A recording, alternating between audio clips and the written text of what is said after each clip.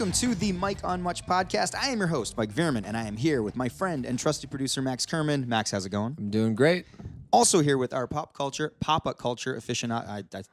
Did I do that right? Yep, Papa Culture. Papa culture. Papa culture aficionado, Shane Cunningham. How's it going? Good. Guys, a lot going on. I don't think all three of us have been in the same room since we last recorded a podcast together. Save it. We just save it. We can't even look at each other if we're not recording. It's true. I meant to text you guys last night, but I figured I'd just tell you.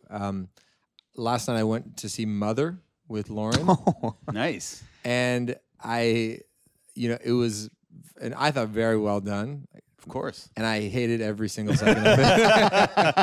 I was like, and here's the thing, I knew what it was about. Mm-hmm. And We prepped you. Well, you told me what everything was going to happen. And I still hated it. It made me so uncomfortable. And I was talking to Lauren about it. Spoiler alert. For anybody who wants to see Mother, Darren Yanavowski. How do you say it? Aronofsky. Not like that. You're trying too hard on that last name. And Jennifer Lawrence. No. It's Lawrence. Lauren. But the movie's like a nightmare. It's literally, it's like, if you have a nightmare and you're like, I don't know exactly where it was, but it was a house in the country, but there's no roads leading to it. It's a good way to describe it. Oh, and like every shot is like shaky. And also as a guy. No wide shots in that movie. No watch. There you go. Which added to the kind of claustrophobia. And as a guy who likes getting attention and some accolades, you see yourself a little bit in Javier Bardem's character. I'm just like looking in a mirror. Yeah. Yeah. Hey now. And then like Lauren kind of like to me looks a little bit like Jennifer Lawrence. And there's been times in my mind where I've like, maybe not much, but maybe wanted to go, okay, let me go say hi to this person who's interested in talking to me about my work. Yeah. And so there's too many parallels. That was making me feel squeamish. And then, Have you ever had a fan like swing by your place? No, never. And I like to think I, wouldn't be offering our newborn to a crowd of people waiting in the living room. To your adoring audience. Yeah. But anyway, I hated it. What were her thoughts? Yeah, what was the conversation like after the film? We were both in weird moods and stuff. Oh, I mean, the other conversation was like, by the way, because I didn't even tell Lauren I'd heard about the movie. I was like, Shane and Alex saw that movie, and that's the worst. I don't know how you didn't walk out of the movie immediately once it started getting weird. Well, it was like $13 a ticket, Anyway. Alex actually ended up liking that film. Although it was jarring and a crazy film to see, it kind of permeates a few days later, and you end up thinking like, oh, maybe it actually was a really great movie. Yeah. So. No, it's really well done. It was an original work of art. But Did Lauren enjoy it? She said it was like a nightmare. It was like, really well done, but it was like a nightmare. She was like, it's like being in a relationship with you. Probably. That's probably what you meant.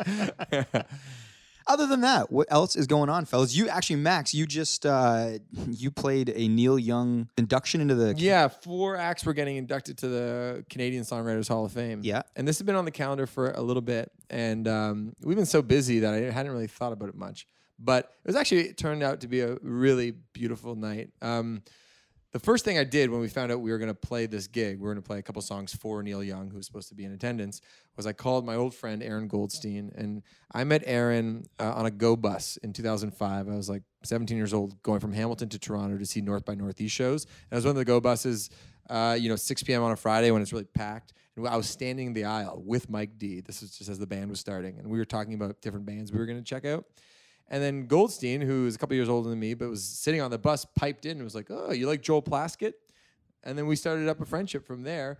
And Goldstein, about a year later, and we'd started hanging out, and he would bring us over just to play Neil Young songs. And he had vinyl, and he was like educating us on Neil Young and his pedal steel guitarist, Ben Keith. A year later, because of Ben Keith, Goldstein learned how to play pedal steel and has since gone on to tour with Cowboy Junkies, City and Colour. He's played with every singer-songwriter in Ontario. He's the pedal steel guy. He's the pedal steel guy, and he is also the best guy. Like, I just really love being around him. So you had a bus ride with this guy, and then you're just at the end of it, you're like, hey, this was so great. Like, could I have your number? Yeah. Wow. Like 18 years old. He was like, we just had so much in common immediately. Mm-hmm. And he actually recorded the first few Charlemagne, which is the old name of Arkells, EPs and stuff. Like, nobody knew what they were doing. So you have this long historied relationship with Aaron. And he has a studio now in Toronto, Baldwin Street Sound, or Street Studios. And so anyway, long story short, I called him and I was like, Goldie, you're playing pedal steel with us at this gig. And so we got to share the stage with him. And like literally the reason why he has so much affection and passion for that kind of music is because of Neil Young. Right. And What's his big song? Heart of Gold? that's one of them. He's got a lot of them. Really? He's very Keep on successful. rocking in the free world. Oh, yeah. I know Cinnamon that Girl. one. I don't know that one. You'd probably recognize it. Still in love with you. I want to see you Harvest standing Moon? there. Harvest Moon. Yeah. Oh, okay, no. Anyway, it was Bruce Cockburn was also being inducted to the Hall of Fame. Who's that? I don't know who that is, Bruce honestly. Cockburn is a beloved Canadian singer-songwriter. Lovers in a Dangerous Time. He wrote- Okay, he I wrote know. that I song thought the very- Bare Naked Ladies did that. Yeah. You know way more Neil Young songs. You do. Okay. Neil Who's and bigger, him or blonde guy? Tom Petty. Papa Culture's losing it a little bit. I mean, they're both probably equally big. I don't know. So the day arrives, and you realize there's like hundreds of people working on this show, and the fact that Neil Young is showing up is a big deal because Neil Young hasn't lived in Canada in years, and he's sort of a reclusive guy. He's not a guy who shows up to everything. Let's put it that way. And you get to Massey Hall, which is a legendary place, and there's so many people working on it, and it kind of hits you like, oh, this is actually kind of a big deal. Like I hadn't even really thought about it. To be honest, I was annoyed. I was missing Peake's wedding and my college roommate Dave Friesen's wedding. Yeah, they were both falling on this day, which I'm sure we'll get to. Two Peake's big wedding. weddings on Saturday And I night. was just mostly annoyed that I couldn't go to the weddings. But then when you get there, you're like, oh yeah, like we're playing for Neil Young. So in sound check, the big thing for our two songs, we had two special guests. For Cinnamon Girl, Alex Lifeson from Rush. Yeah. They do Thank You Very Much, Mr. Roboto, right? That's one. Yeah, No? yeah, that's them. So we run Cinnamon Girl, and it sounds awesome. And then for Keep on Rocking the Free World, Randy Bachman comes out, and do you know what he does? Boys are back in town. Isn't it? No. No? He's just taking care of business, though. Oh, I always mix those up. So soundcheck goes awesome, and the show begins in the evening. And It's pretty sweet that you got Rockin' in the Free World. That's like one we of the got the biggies. closer. Those were the two final songs. Yeah. So basically, it was going to go. Randy Bachman was going to induct Neil Young into the Hall of Fame. Neil's going to do a speech. We go on stage and rock the final two songs.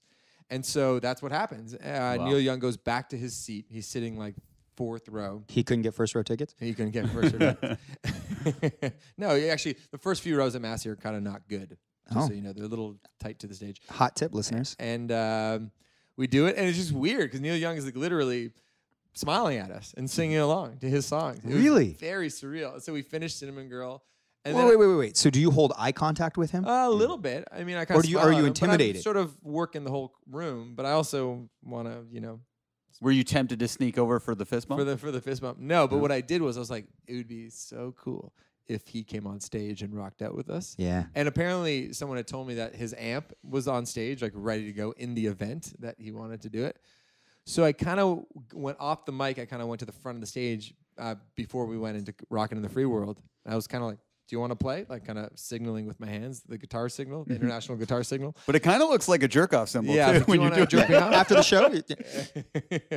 And I don't know if he quite understood or if he just didn't want to, but he was like, no. But then, so I was like, okay. But I knew I'd kick myself if I didn't at least ask. And also, as a performer, who knows? Maybe he's itching to get up there. I know if I go to any show, I'm always thinking in the back of my mind, I wonder if there's a chance I can go up on stage. So anyway, Bachman comes out, and then the whole cast basically comes out, like Tom Wilson from Hamilton, Black and the Rodeo Kings. Katie Lang is in the chorus. Like it was, and so that was how the whole show ended, and it was epic, and everybody was on their feet because the whole show everyone was sitting, but for our two songs, everyone was on their feet rocking out. Yeah. So it was really actually awesome. So are you on cloud 9 after this show? Yeah. That sounds amazing. So Yeah. then afterward, was there any interaction off stage with Neil? Okay, so what happens was they were like, okay, Neil's gonna come down for photos. He's a photographer. Obvious joke. I didn't get anything from Shane on that one. my mind isn't working today, guys. So Neil's gonna take photos with the band, so with everybody who performed. But then they have it downstairs in the Massey Hall like bar area, and so there was way too many people sort of loitering about waiting for Neil. That was like, there's no way we're actually gonna get a chance to take a photo with Neil, because as soon as he entered the room, everyone You got swarmed swarmed, him. yeah. And it was very obnoxious. I'll say this. This is like it's one of those things where you're in the middle of a conversation with somebody and then everyone just like walks away and walks towards Neil. So I was like, oh, this is not happening. Did Neil have security or how yeah, does he had a bunch of that? people with him and stuff. He's dating Daryl Hannah now. You know the actress? Yeah, she's been in Frank D'Angelo films.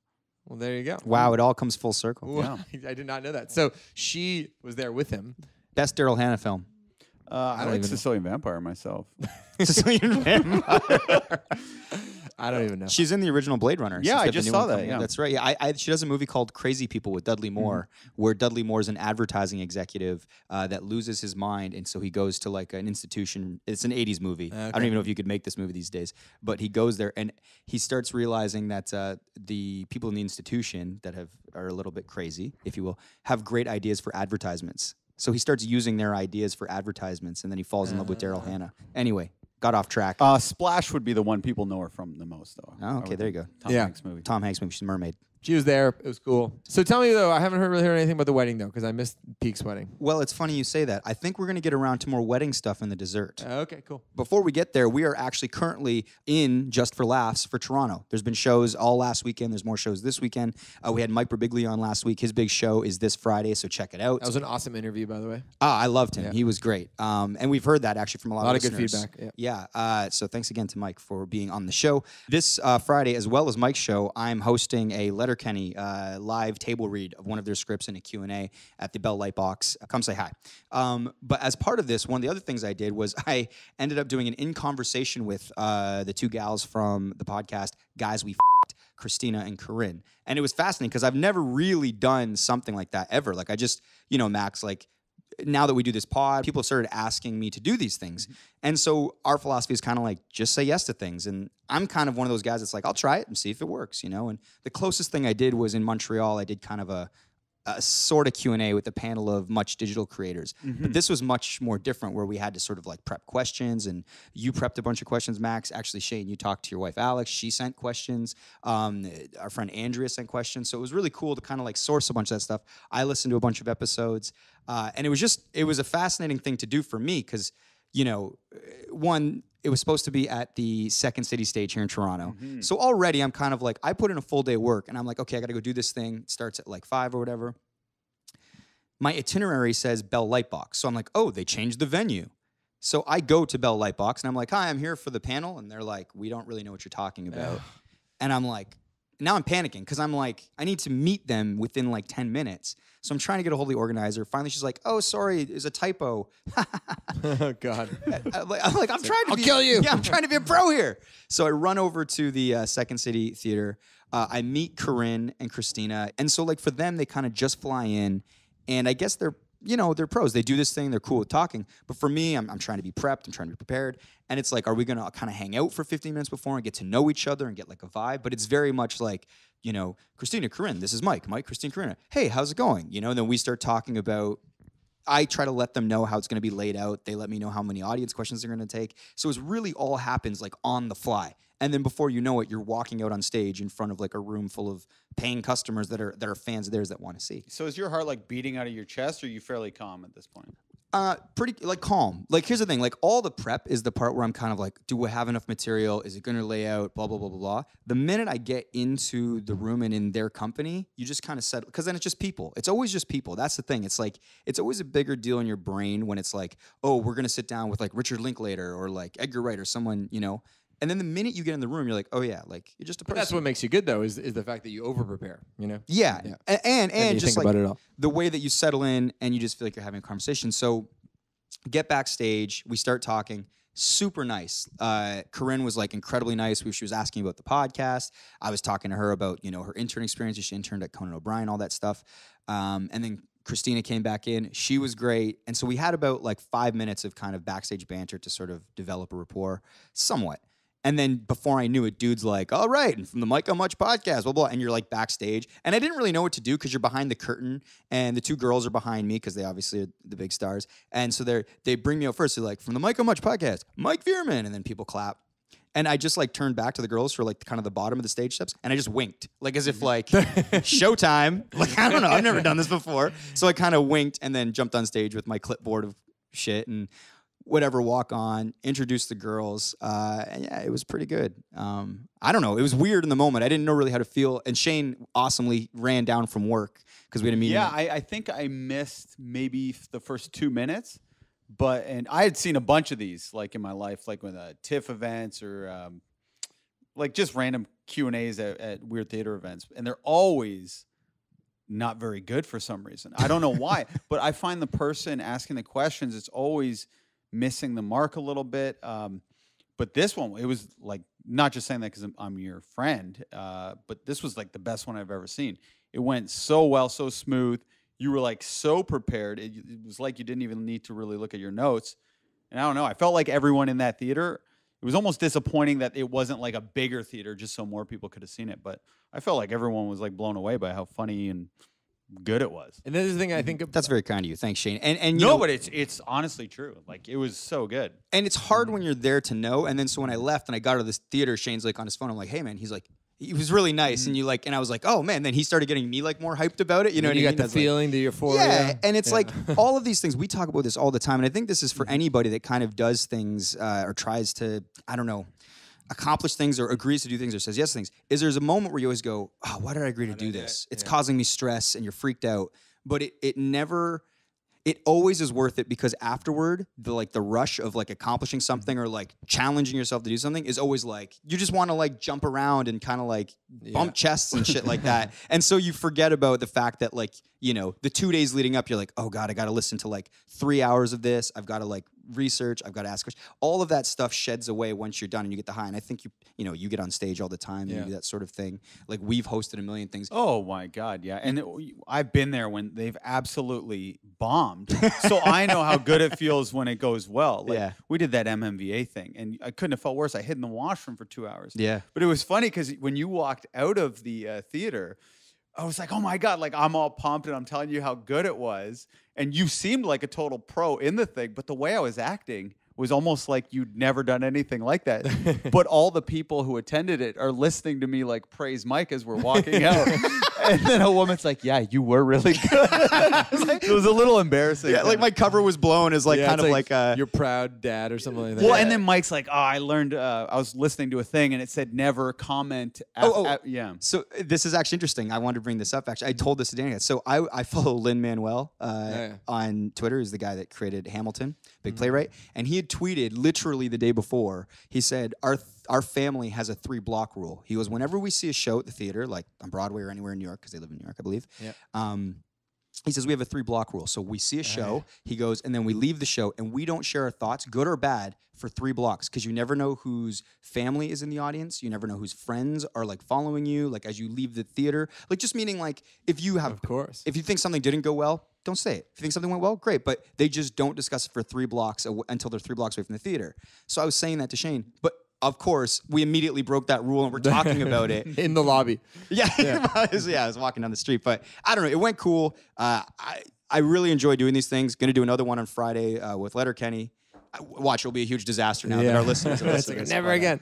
Keep keep doing them. Yeah, the band also has a van talk rule. Anything that shouldn't be like spoken like around the venue is like save for the van. Anything, because we're inevitably talking shit about the promoter or the opening venue act or the opening act or something. Yeah, so save it for the van. Save it for the van. Yeah, so van talk. Actually, another thing we do is sort of related, a little different, but after shows, like of our own shows, no one says anything that could be even constructive, like immediately following it. It can only be nice things. So like, good show, that was good job. Mm-hmm. Anything that went wrong during the show can be addressed the next morning because you just have so much adrenaline after. You don't want to hear anything that's like, oh, that was a good show, but did you ever think about it? Like, I don't hear that shit right now.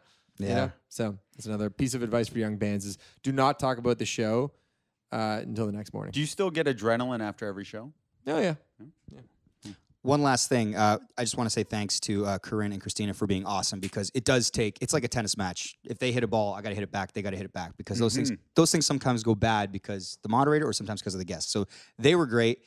Two, Krystyna used to intern at SNL and she was sleeping with a cast member. Did she say which one? She wouldn't say which one it was. And my big plan was to go backstage. Whoa, which one is this? The blonde? The blonde. Yeah, did you miss that whole bit? Yeah, that must have been right off the top. I was talking about like her internship at SNL and yeah. I was like, Whoa. did you talk to any of the cast members?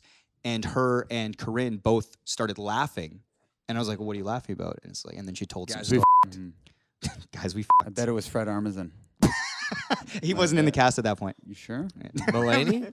I have to go back and look. He's not in the cast either as a writer. That's right. But anyway, they were great. And speaking of Just for Laughs, today on the show, we have Andy Kindler and Ari Shaffir. Is that how you say Shaffir? I think so, yeah. Yeah, that's how I'm going to say it. Shaffir? No, it's Shaffir. Yeah.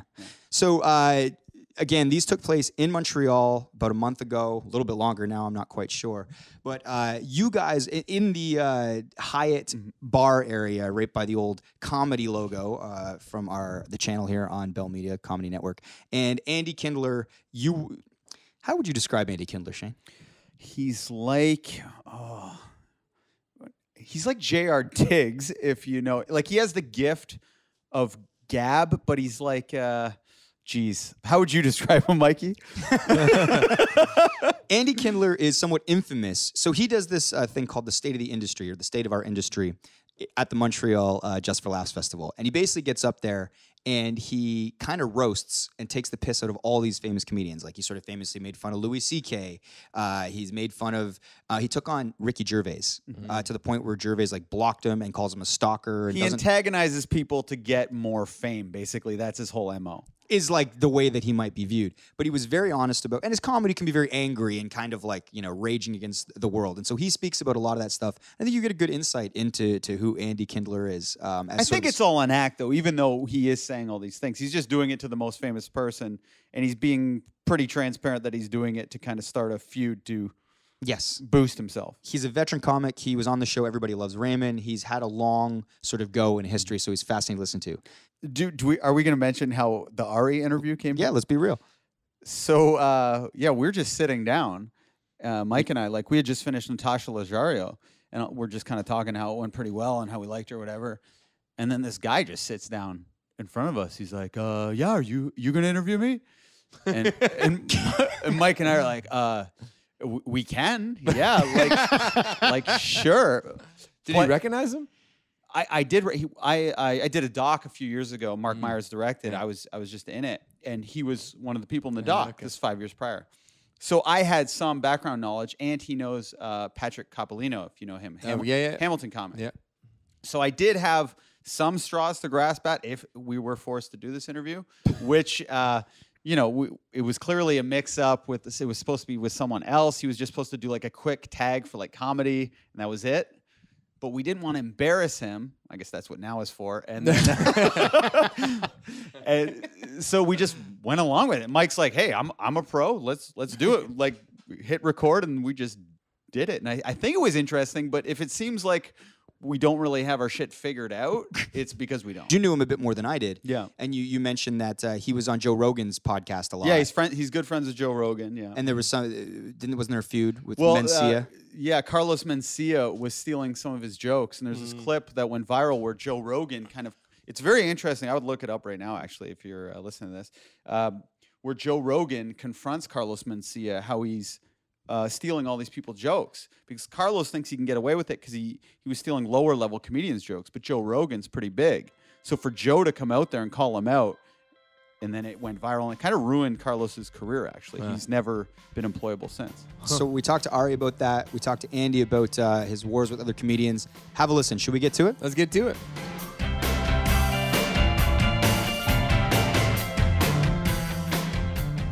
I want to start by saying I've done 3 interviews today, and I've been eating the same blueberry muffin throughout. You're just picking at it as you go. I'm picking at it, and I'm trying to do this thing where you talk with food in your mouth, but no one can see it. I haven't perfected it yet. And I think that this might be the thing that ventriloquists do. As they learn, they eat a muffin, they start with that, and then years later, racist puppets like Jeff Dunham. Are you thinking of becoming a ventriloquist? Is this prep? Yeah.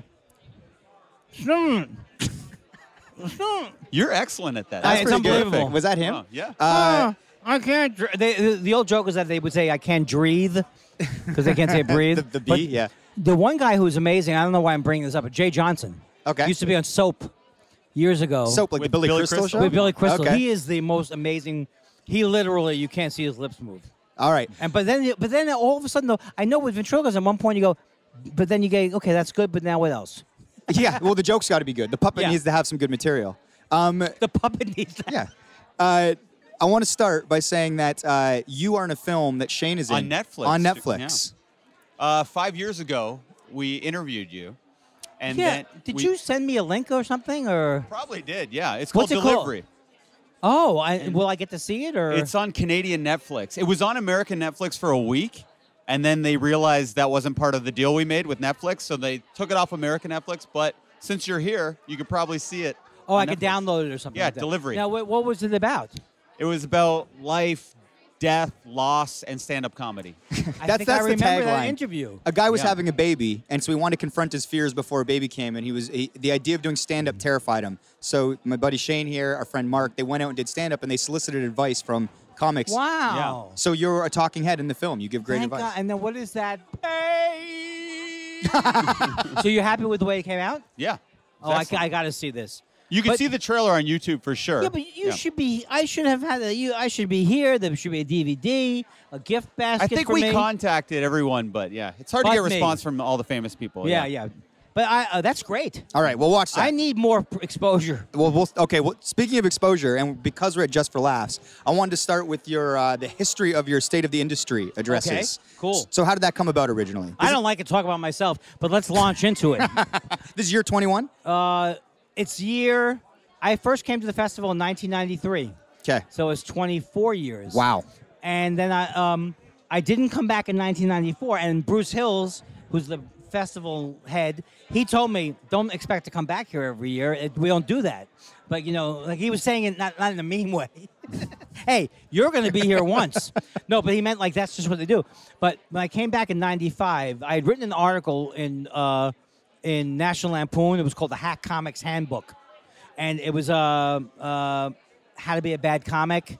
And with all these formulas, like you're half this ethnic persuasion, you're half that ethnic persuasion, and when you put them together, this, or anything's funny with an attitude, and it's even funnier on steroids. So steroids are just vitamins with an attitude. So I did a demonstration here in 1995 with Blaine Capatch, Patton Oswalt, Brian Posehn, all these comics, really great comics, part of the alternative movement in LA at that time, and we just demonstrated hack comedy, and it went really, really well. And then the next year, Bruce Hills asked me to come back and do something else, and that's when my manager came up with the idea of State of the Industry. In '96, we started it. I mean, I really had no idea that it would keep going. I had no idea. And there's been a lot of ups and downs. There's been some years I've wept afterwards.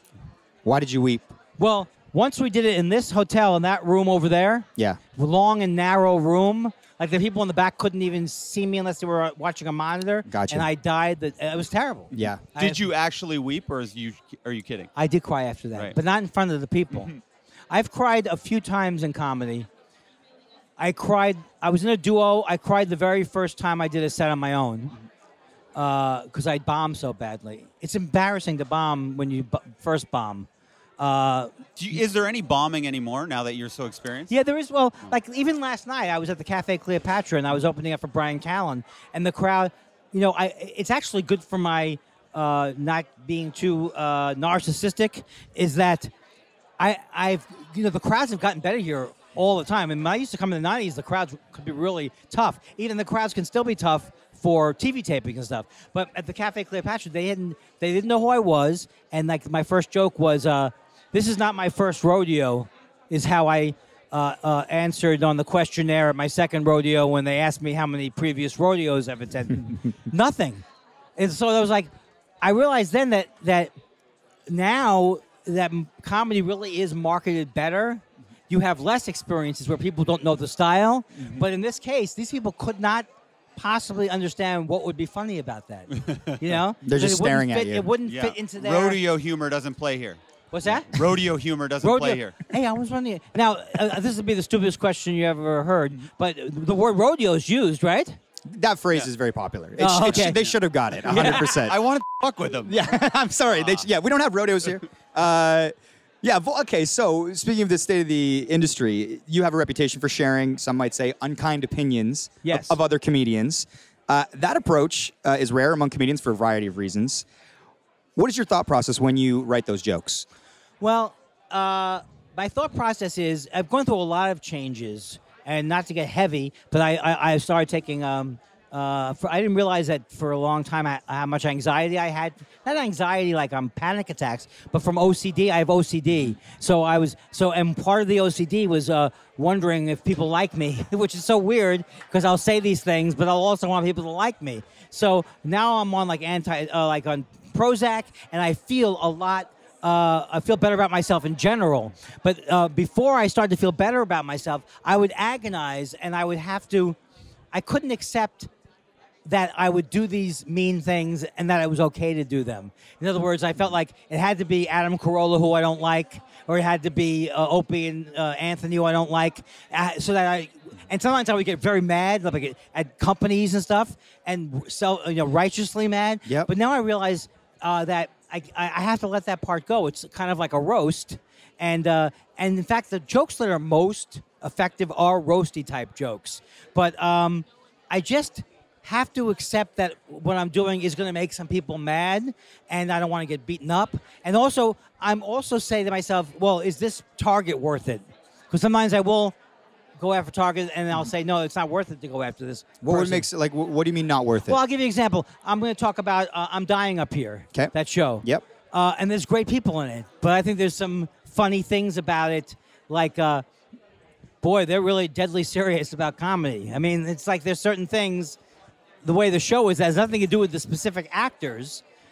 And I think if I go too much into the thing of like, oh, I have friends on the show, it's not really doing the speech service. It almost calls more attention to it if I go, don't get me wrong. Like if you're pulling punches, Yes. People will smell it. But I still can say, it's hardest when I have mixed feelings about things. Like when I went after Louis C.K. one year, it was a lot of my friends got mad at me because, he's a very talented guy. It wasn't like. What did you say about him?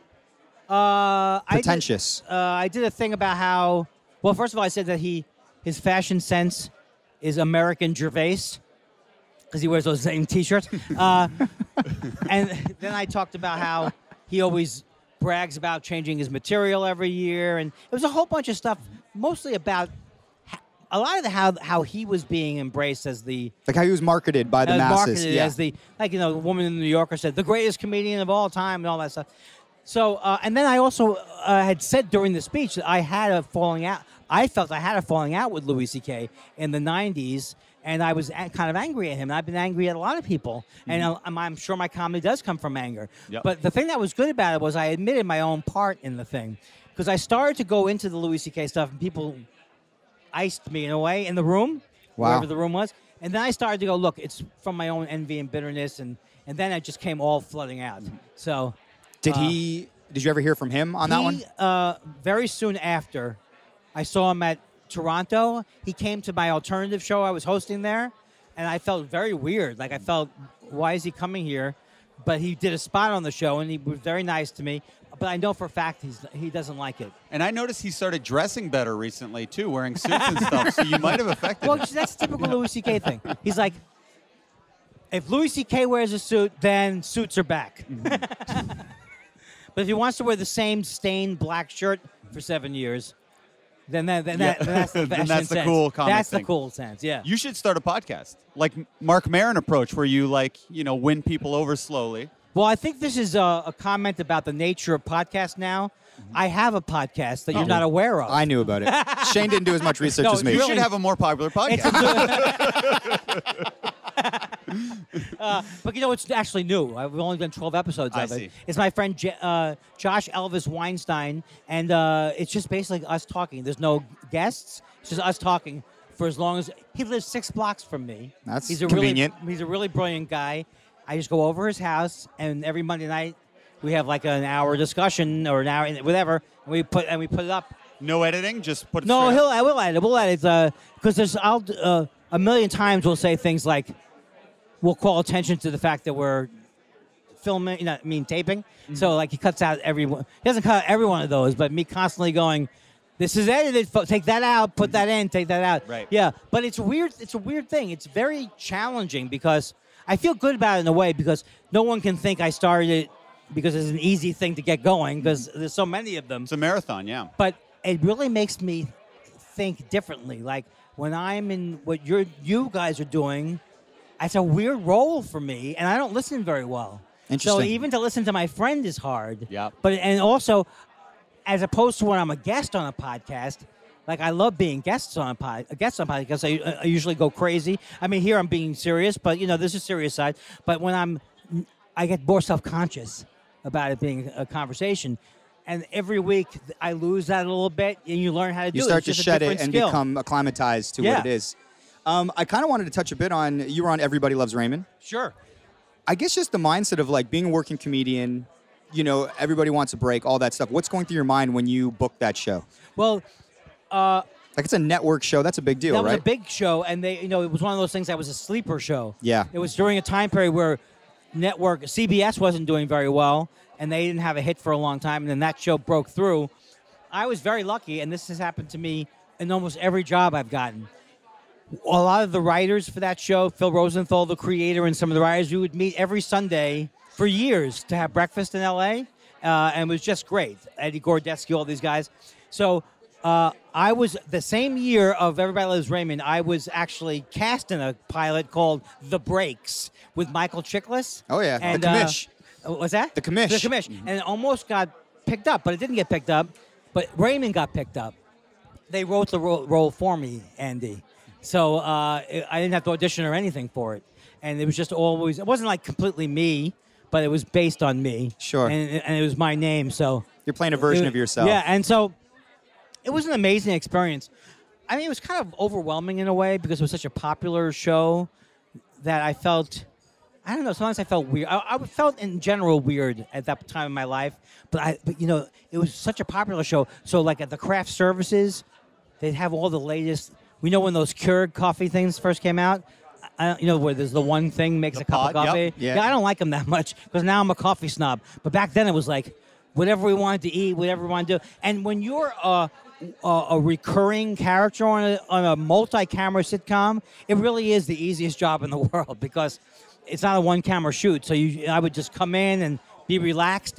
But I did really enjoy the live audience thing. Like they shoot it almost like theater, right? Like you walk on, you do Yes. your bit, and you walk off.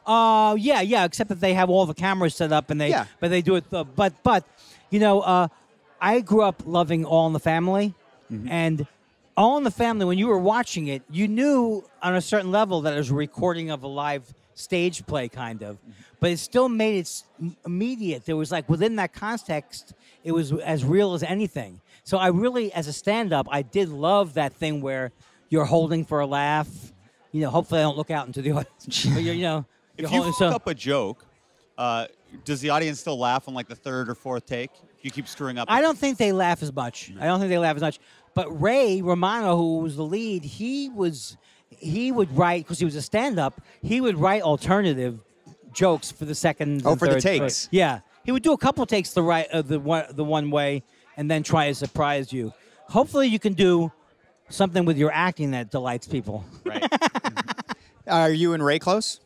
I mean, I don't see him every day, but I would say he is. I love him and I respect him. I think he's hilarious, and I can't think of a better person.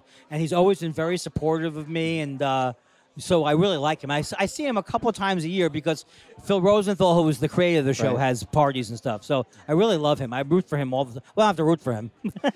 He's doing great. Well, lastly, are you somebody that plans for the future? Are you a planner, or do you take things as they come? This is a thing that I think has a great thing about aging. Now, there's bad things about aging, like death. Sure. I don't like that. But the good thing about aging is that you just let go of certain things that drove me crazy when I was in my 30s and 20s. It was like, I had to be this, I had to be that, I had to get a sitcom. It wasn't even like I wanted these things. I had to have them, I wanted to be Ray. I wanted to be Chris Rock, Dave Attell. I would say you never lose wanting, like anybody who says, oh, I don't like to be recognized or I don't want more, they're lying. So you never lose that ambitious part of I want more. but I'm so much better balanced in I really just love what I'm doing. Now, if I didn't love stand-up, I would be very depressed. But I love stand-up, so I've never been happier. And so, yes, I want to do a movie. I've never done a movie. I want to do a movie. But it's not like it was 25 years ago where I would fantasize about, oh, I got to be Jack Nicholson. So I'm really up for doing. I would like to have an Andy Kindler show of some type. So and I've had various pilots and things. So I'm that'll always be trying to push for. But I just feel better adjusted, and happy with like stand up. To me has never been a better environment than right now. I don't know how you guys feel, but right now, there's like it's huge, and there's all kinds of different comics. When I started, comics couldn't say if they were gay. They couldn't, it was like really strict. Not that they could say, but it was very hard. And now it's like really so many different types of comedy, and the crowds have gotten better just by virtue of the fact that in the old days they would sell the comedy club. Come to Schmoopies. And you wouldn't even know, like going to a movie theater. Come to the movie theater. Well, what's playing? Oh, who cares? It's a movie. Yeah. Right. Now, just the fact that someone can look at a little clip of you online, and you're already weeding out people who wouldn't be into it. Yeah. So I'm happy. Do you got anything else for Andy? I'm done. Thanks for your time, my friend. Thank you. This was really fun, guys. Oh, you were great. Thank you Thanks. so much.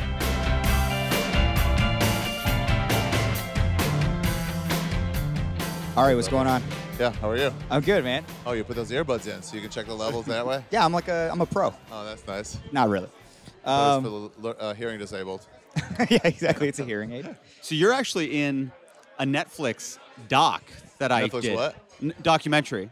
Oh, really? 5 years ago, we interviewed you for a documentary called Delivery, and now it's on Netflix. Delivery. So I thought I'd let you know. What is that one? It's on Canadian Netflix, though. What is it? What was Delivery? It's about kind of like life, death, loss, stand-up. It's Where did one you guy's interview having me? a kid. Oh, here, actually. Okay. The premise of the movie is this guy is about to have a kid. So him and his buddies, Shane being one of them, decide Yeah. they're going to try stand-up for the first time. Yeah. So For it's why?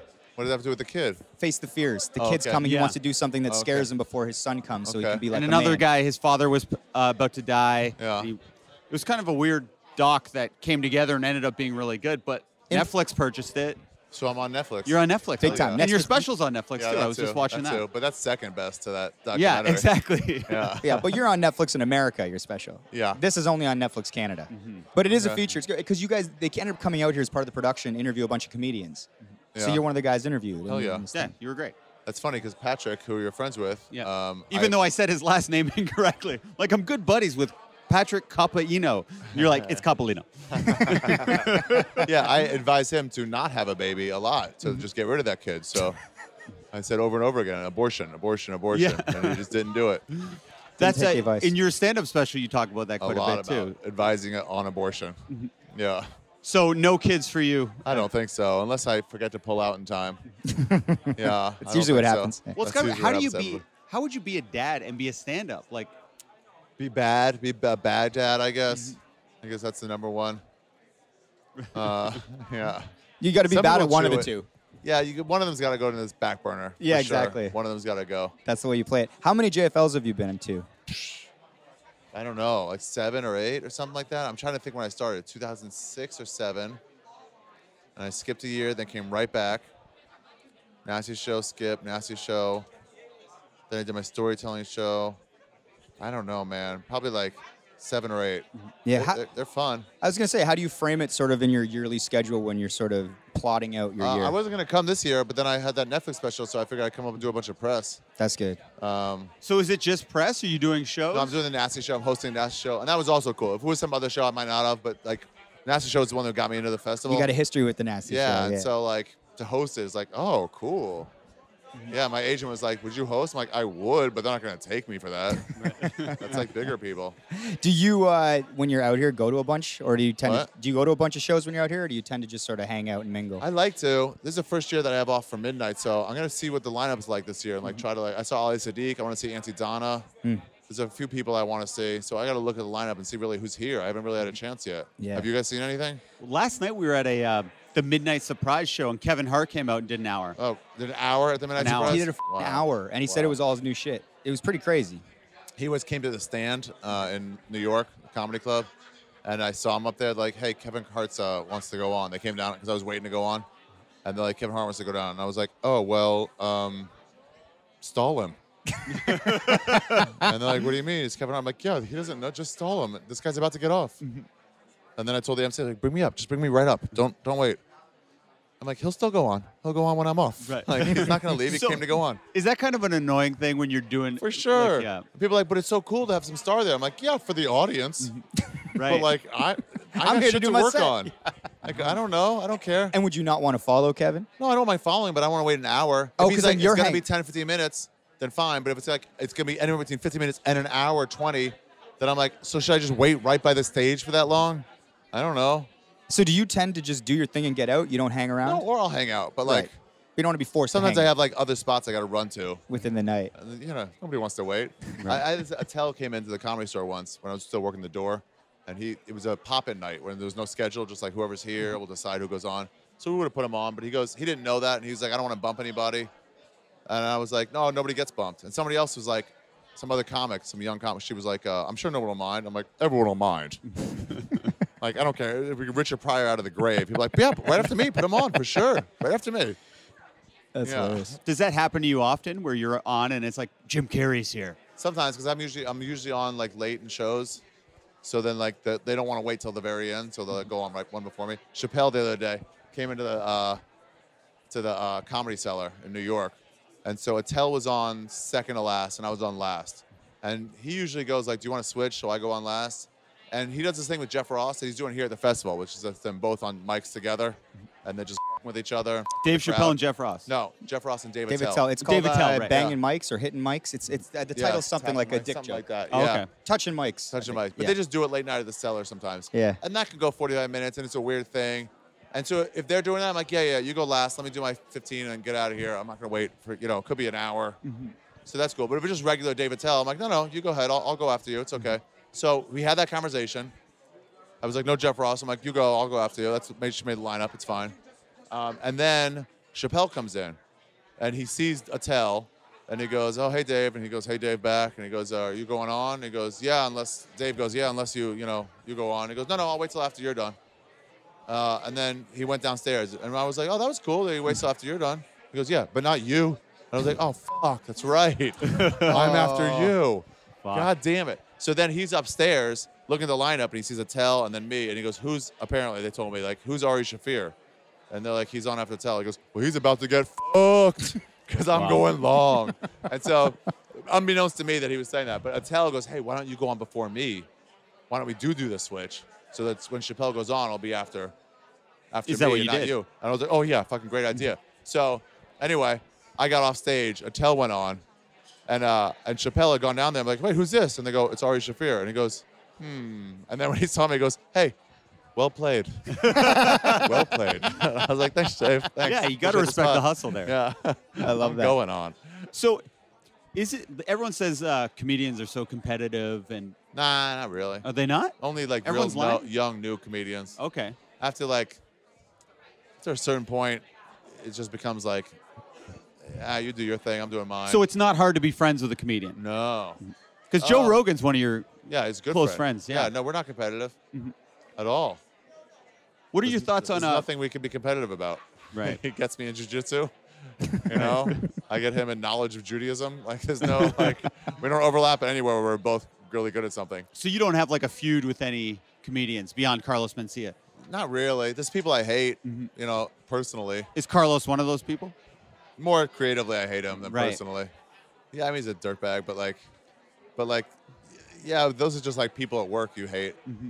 But most people really get along. We're all just like joking around and having fun. Well, the dynamic sometimes I think can be more so that like, not so the competitive nature, but it's like, say you've got a fellow comedian and they get a show, and Yeah. then it's like, well, Right. where's Well, my it show? Or you illustrates get a that show, that and then, you don't have one. It's like when your friend cleans up, and then you realize, oh, I'm still doing pills, 20 times a week. yeah, But then you're like, what is that saying about me? But they're like, nothing. They just want to clean up. right. But you still feel bad about it. Yeah, so early on. But then when you start getting stuff, your friend getting a show doesn't matter to you. It doesn't, know? right? No, you because it's you like- don't say, why don't I have a show or whatever? No, I'm almost like, when my friends now get like regular like network sitcoms, that I would hate doing it. I would hate it. The money's the only thing that'd be nice. And it wouldn't be worth it. I make enough where I wouldn't want to kill myself after making, it'd be great to make 80 grand a week, but like, the price of that is so big. Making less and being happy is more valuable than. Yeah, and less is still plenty. Yeah, of course, yeah. Frank Thomas had this thing once, this baseball player. Yeah. When he was The Big Hurt. The Big Hurt. Yeah, his contract came up with the White Sox, and he was like, "I'm gonna re-sign with them. My agent doesn't want me to say this out loud, but I'm going to. My kids are here. I love Chicago. I'm not gonna go anywhere else." And he's like, "There's no difference between 12 million and 20 million. My lifestyle will be the exact same. It's a big difference, but like, not in terms of how it's going to affect my life." Right. So honestly, I heard this study once that once you get over $88,000 a year, your happiness level does not go up with money. I'd read that. Until then, it does, and it might be inflation. Let's say it's 120. Let's just say. At some point, though, it's like, what do you need? Like, it's not helping you. You just have a day job. So anyway, so when my friends do get those dumb sitcoms, it's always like, there's no jealous. It's just like, how is that? Is that all right? Or Yeah. the other people cool to work with? I just like want to know about it, but I'm like, I don't want to do it at all. I don't want to do a weak guest starring role in that shit. Right. So, well, I guess lastly then, looking forward to the future, are you somebody that sort of plans for the future? Are you a day-to-day Somebody guy? that what? Are you somebody who plans for the future? Nah. As far as your career goes, or are you a day-to-day guy and just No, kind of take I'm like it? hour to hour. So like the next hour. No, I'm not in my life. I'm in my hour of stand-up. Oh, So like I'm gotcha. planning my next hour. I of thought you were comedy. like, maybe I'll get a sandwich in a bit. Yeah, about an hour. Yeah. No, I plan my next hour of stand-up. I try to like focus it a little, but then it's like, I just work on shit now. Yeah. And then at some point, people are like, we should do something with this or take this to a festival. I'm like, yeah, it sounds cool. Let's do that. Just whatever happens, happens. You Yeah, just work yeah. on the hour and then you Yeah. let it happen. Who do you think has the best hour out right now? That's what? Hour of stand-up right now. What do you mean, like currently not recorded? It's a great yeah, question. just who's your favorite stand-up, I guess. Oh, is the right. question. Okay. Well, that's different. Burr is pretty great. Bill Burr. I always like him. And Kurt Metzger. Those guys always get me laughing really hard. Yeah, we saw Burr in Toronto. Yeah. The fuck was that? Do you remember what it was? What was the festival? On this special? Yeah. Was it Just for Laughs? I don't know. But anyway. Last September? Yeah. Yeah, he was killing right then. I saw him right before that in Edinburgh. And he was doing the whole bit August. about the airplane pilot being calm. Being what? Calm. It's like they almost have to practice. They're like, as the plane's getting all fucked Hello, up. everyone. Yeah. Yeah, he was great. And Yeah, I'd that never was a seen him great before. special. Really? Yeah, I'd heard Oh. him on some stuff, but I'd He's never a seen him. killer. Man, he always makes me laugh so hard. He's always got new stuff. Yeah. Yeah. Actually, here's a question. When you get Rogan's new stuff is great. It's great. when you sort of do a Netflix deal, you get a special on Netflix. How do the mechanics of that work? Are you sort of How do I what? the mechanics of it work? Are you somebody that's super in the sort of the minutia of the deal, or are you kind of like, hey, I'm just happy to be on Netflix? No, I'm an outsider, so I don't really. I kind of have a DIY career, so like I get involved in all that stuff. Like exactly what does that mean? So when can I do this with that? When can I put it up on audio, or can I not put it up on audio? Like Right. I want to know everything. So like I don't want to have questions later, and I'm like, well, can we change that? I want to. Here's the reason. And it's like I shot this on my own and then sold it to Netflix instead of them doing it because I don't like notes. I don't like people telling me what to do. So like, I'll just have my own budget for stuff. So like, I set up the stage at Cap City Comedy Club. We made a new stage and lighting was there. And I was like, I want to put the lighting the day before, and the stage the day before, so I know what it feels like to have that stage and that lighting there instead of having the regular stage, you know, with the shitty backdrop. Yep. And then the next day when I'm filming, have it be new. I'm like, It's all foreign. I want to already have it like 2 shows done. I'm like, okay, but you can do that. It's going to cost you like $10,000. That means we have to have the union guys be on 2 days for setting up and taking down. And I was like, yeah, do it. It's worth it. Wow. But then other things are like, we need a stand-in. I'm like, no, I'll fucking be my own stand-in. Save $1,000 on that, and then like I'll do that myself. But like if you're having some other company do it, like they decide. Right. So I'm like, no. I know what's best for me.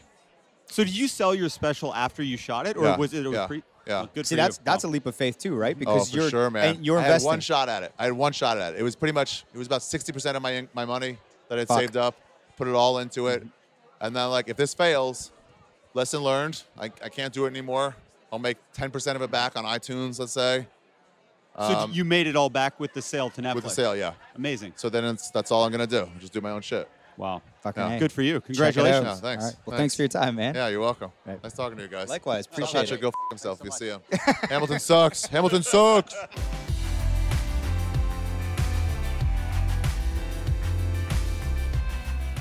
Welcome to the dessert. We are here with our friend and pop culture aficionado, Shane Cunningham. Shane, what do you got for us? Well, as you know, we were kind of a part of pop culture this weekend.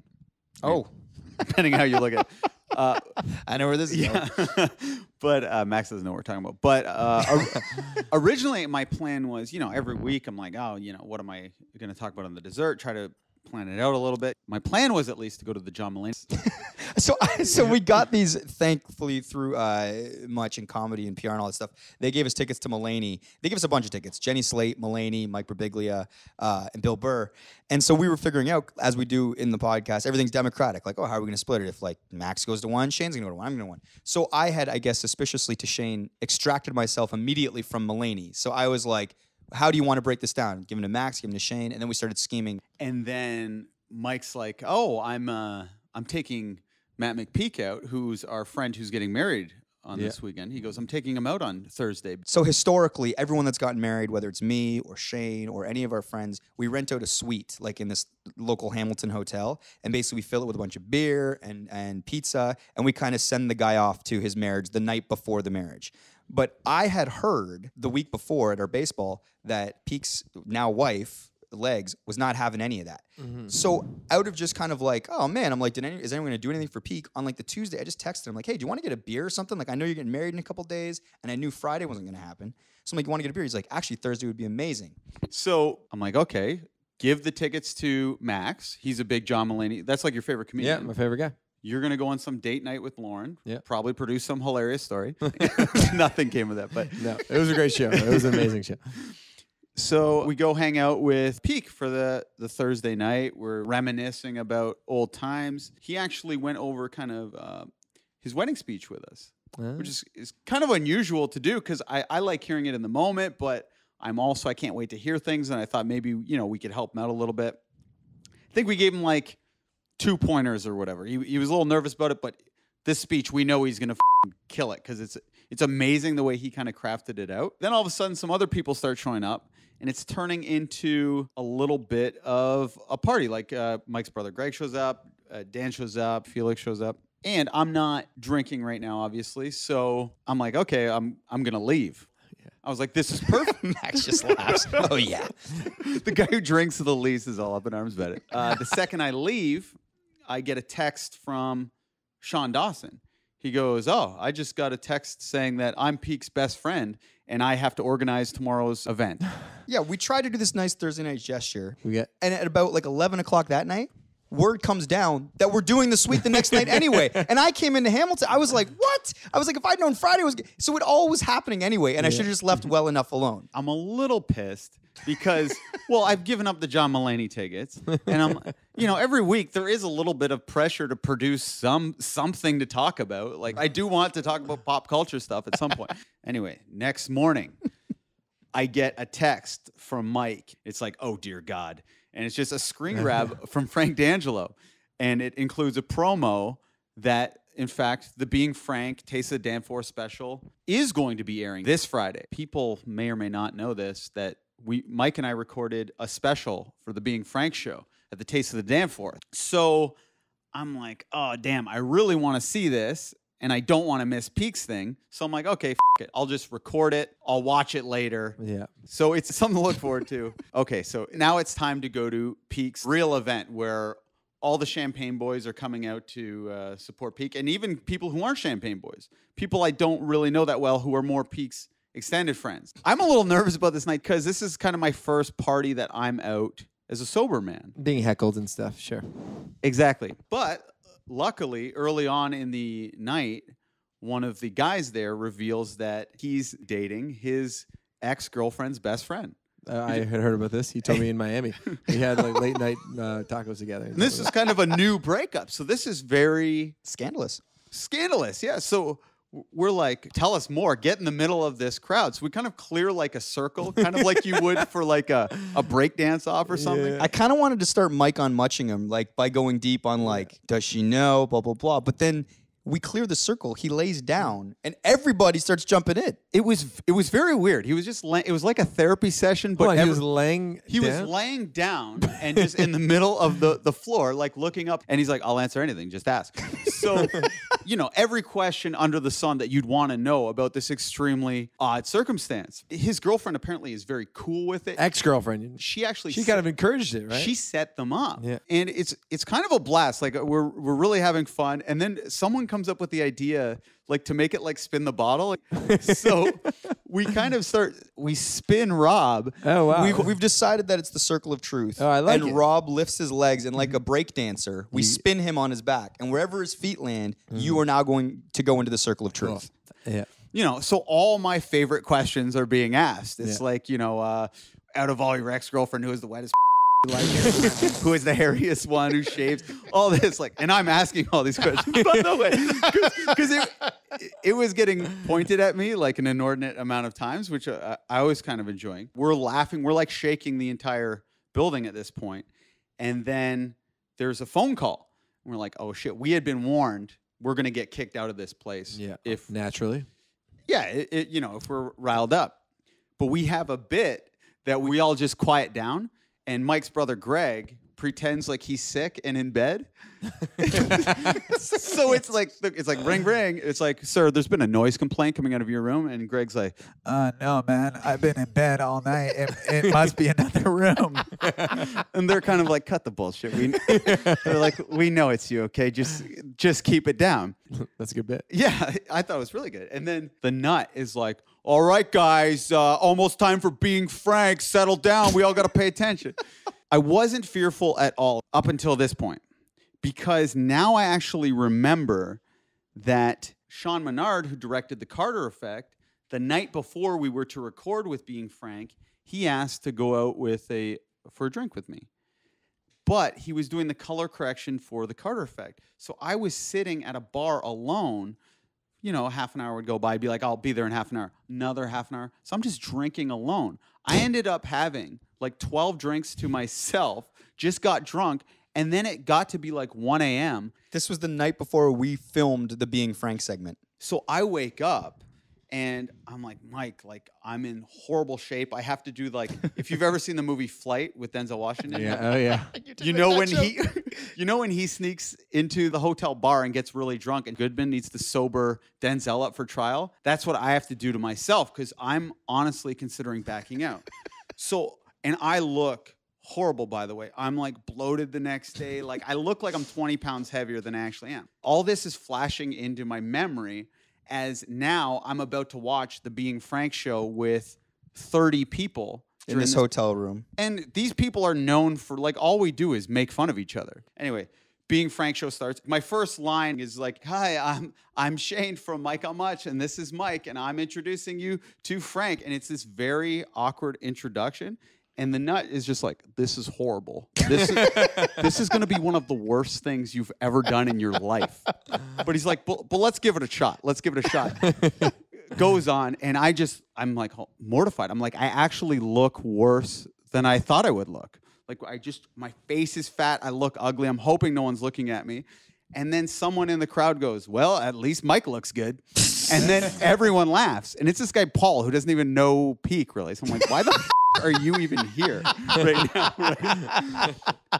So I'm like trying to get through it. The whole time I've got my shirt over my nose like this. I'm just humiliated. I'm sinking in the chair. It ends. Everyone just starts laughing, making fun of the episode. Now it's time to go to the karaoke bar. I'm hoping that everything has blown over and people will stop talking about it. By the way, I am still sober, obviously, and everyone else has totally lost their inhibitions. So people are kind of like talking openly and like making fun of me more than they might normally. And I catch up to like a couple of the people as we're walking to the karaoke bar. And it's like, yeah, what was wrong with his face? And then Mike is in this conversation. He's like, you know what? I think it was just a mustache issue. Like something was off with his mustache. And then AJ's like, no, his face was just weird. It was like really sweaty. It was just so sweaty and disgusting.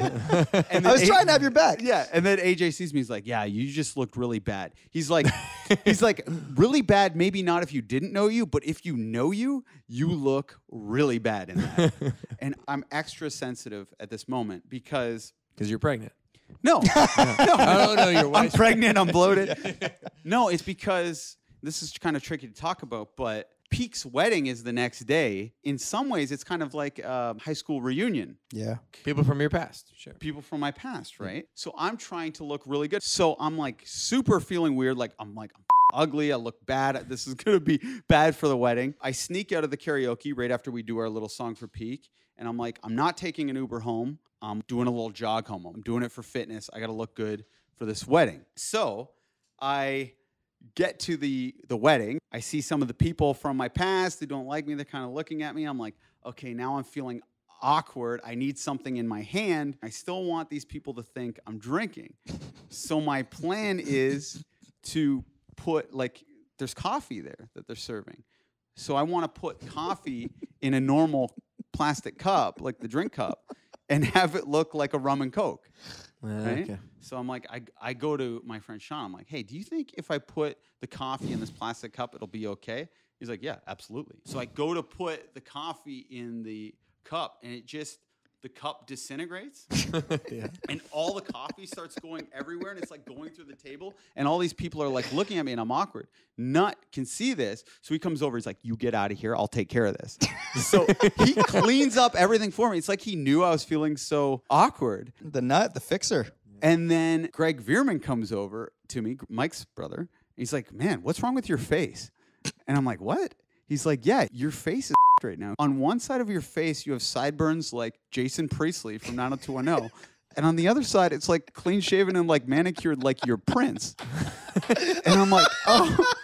So now I'm feeling so self-conscious at this wedding. I honestly, I just want to leave. Like, I'm feeling horrible. I'm sober. And it's kind of hot there. I'm sweating. Then I see Peak. I go to give Peak a hug. I'm like, oh, you look great. Like, I'm like, how you feeling about your speech? He goes, I was really nervous about my speech, but then I saw your Being Frank show, and now I'm feeling great about it.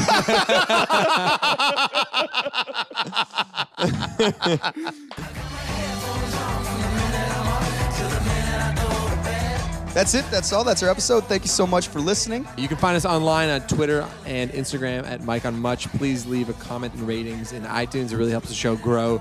If you're a fan of the show, post it on your Facebook or tell a friend. That makes a huge difference. And if you have any comments or questions, tweet them at us. You said it, Maxie. The Mike on Much podcast is produced by Max Kerman. I'm your host, Mike Veerman. Shane, you got anything to add? Nope. See you next week if we don't die on the weekend.